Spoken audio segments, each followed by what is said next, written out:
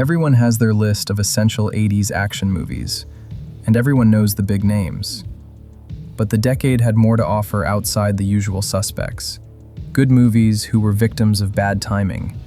Here are 8 hard-boiled classics that deserve a spot on your watch list. Walter Hill's 1987 Extreme Prejudice pits a Texas Ranger against his childhood best friend, now a powerful drug lord operating across the Mexican border. Nick Nolte plays the Ranger, Powers Booth plays the Kingpin, and Maria Conchita Alonso plays the woman caught between them. Gosh, he used to be so good to me. Maybe you should have stayed with him. When a covert military unit shows up in town on a classified mission, loyalties shatter, and the stage gets set for one of the bloodiest climaxes of the decade. 11 years in development hell shaped the script. John Milius wrote the original draft in 1976, and multiple directors cycled through the project before Hill took over. Jerry Goldsmith provides the score, and his synth-heavy approach gives it an unexpected modern edge.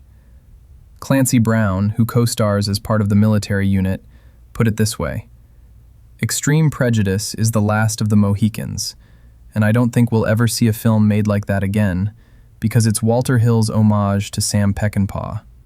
Released in April 1987, it opened 2 months before a who's who of summer blockbuster hits: Lethal Weapon, Predator, RoboCop, The Untouchables, and Full Metal Jacket, just to name a few. But if you're looking for a gritty, violent Western, this is where you find it. Michael Crichton wrote and directed 1984's Runaway, a near-future cop thriller about malfunctioning robots. Tom Selleck plays a police sergeant who specializes in deactivating domestic robots gone haywire, and the movie introduces a world where robot vacuums, flying drones, and smart bullets already exist. A criminal genius starts weaponizing these machines, and Selleck is the one to track him down. Crichton was between Westworld and Jurassic Park at this point, and Runaway shows his obsession with technology spiraling out of control. Gene Simmons from Kiss makes his feature film debut as the villain after turning down roles in Flashdance and Dr. Detroit, and Crichton offered him the part without an audition. Kirstie Alley co-stars and earned a Saturn Award nomination for her performance. Robotic Systems International built robotic spiders for the production, and cinematographer John Alonzo had shot Chinatown a decade earlier, bringing his film noir expertise to the sci-fi material. Released in December 1984 alongside Dune and a week after Beverly Hills Cop, meant under $7 million at the box office. But the technology predictions turned out to be eerily accurate, and while it leans a little more sci-fi and screams cheesy popcorn fun, it is oddly entertaining. Nobody could appreciate in 1981 just how ahead of its time Nighthawks would prove to be. Sylvester Stallone plays a New York City cop assigned to an anti-terrorism unit after an international assassin arrives in Manhattan, with Rutger Hauer playing the terrorist in his American film debut. Billy D. Williams plays Stallone's partner, Lindsay Wagner plays his estranged wife, and the film drops all of them into a cat-and-mouse game across the grimy streets of early 80s New York.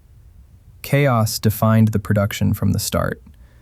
The original director was fired after about a week, and Bruce Malmuth took over officially, but Stallone reportedly directed significant portions himself, including extensive re-editing as well. 2 hours and 20 minutes was the original cut's running time, and the released version runs 99 minutes, which meant roughly 40 minutes hit the cutting room floor, including extended violence the MPAA demanded be removed.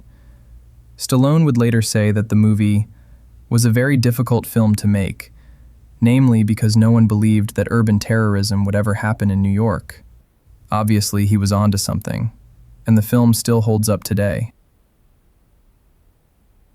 Ridley Scott's Black Rain sends Michael Douglas into the neon-soaked streets of Osaka as a morally compromised New York cop, escorting a Yakuza prisoner back to Japan. The prisoner escapes, and Douglas has to navigate a foreign culture, a Japanese police force that doesn't want his help, and his own demons while trying to recapture him. Andy Garcia plays his partner, and Ken Takakura plays the Japanese detective assigned to babysit him. Serious trouble plagued the production from the moment cameras started rolling in Japan. Yusaku Matsuda plays the villain, and he knew bladder cancer was killing him and that acting would worsen his condition when he took the role. Keeping his illness secret from Scott, he died at age 40, less than 7 weeks after the American premiere. The film carries a dedication to his memory. It was a modest hit at the domestic box office, but it was the 5th highest grossing movie of the year in Japan and earned the film over $130 million worldwide. It launched the Ridley Scott-Hans Zimmer collaboration that would later produce Gladiator and Black Hawk Down, and became essential viewing for action fans discovering it through video rental chains. Rutger Hauer stars in Wanted, Dead or Alive as Nick Randall, a modern-day bounty hunter who's the descendant of the character Josh Randall, played by Steve McQueen in the 1958 television series of the same name. A Middle Eastern terrorist starts bombing targets across Los Angeles, and the CIA recruits Randall to track him down outside official channels. Gene Simmons plays the terrorist in his second villainous turn of the decade. Producer Arthur Sarkisian bought the original screenplay solely because of the title and its connection to the McQueen series, and both James Caan and Mel Gibson were considered for the lead. Director Gary Sherman faced a looming director's strike, which meant he had to complete a page-1 rewrite with his co-writer in just 2 weeks. Around $4.5 million covered the entire production cost. Released in January 1987, with $7.5 million at the box office, made it modest but profitable. Roger Ebert criticized the film's Arab villain stereotyping, but other critics found the action sequences impressive enough to recommend it. Dave Kerr in the Chicago Tribune called it a superior product in a genre that has seen some mighty hard times of late. Peter Weller, fresh off RoboCop, teams with Sam Elliott in 1988's Shakedown to investigate police corruption in New York City.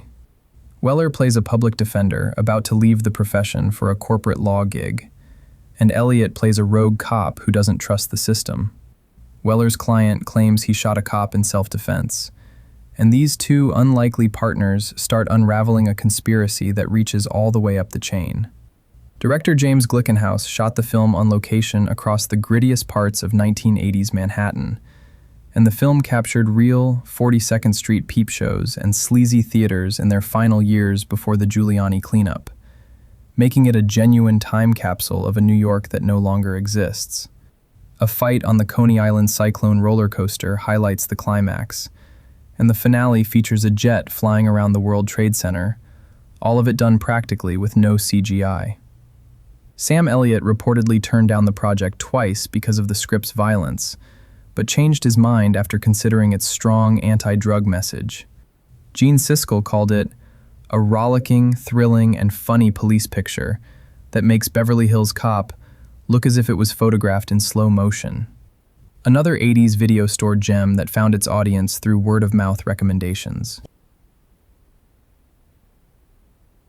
Walter Hill's Southern Comfort drops a squad of Louisiana National Guardsmen into the Cajun Bayou for a routine weekend exercise. They make the stupid decision to steal some boats from local trappers and fire blanks at them as a prank, and the Cajuns don't find it funny. A survival nightmare follows as these underprepared weekend warriors get hunted through the swamps by people who know the terrain infinitely better than they do. Keith Carradine and Powers Booth lead the ensemble as the only two guardsmen with any sense, and Booth came aboard after Hill saw his Emmy-winning performance as Jim Jones. 55 days during winter in the Caddo Lake area outside Shreveport made up the brutal shoot.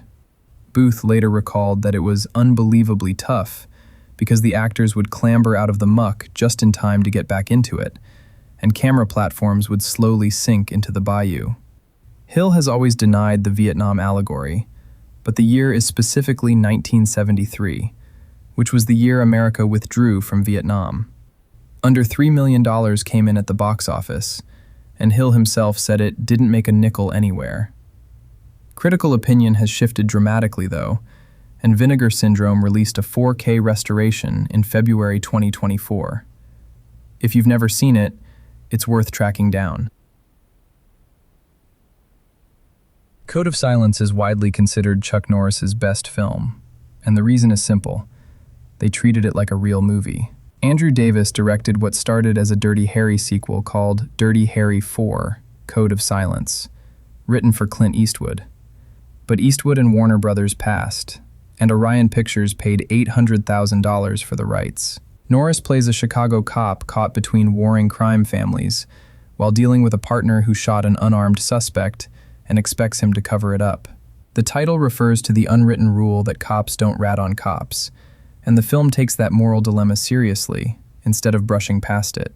Davis shot entirely on location in Chicago, his hometown, using the L train and Lower Wacker Drive for authenticity. Dennis Farina was an actual serving Chicago police officer, moonlighting as an actor when Davis cast him, and this became his biggest film role to date and the stepping stone to his later career. Roger Ebert gave it 3.5 stars out of 4, and wrote that it's a heavy-duty thriller with good performances and genuine human interest.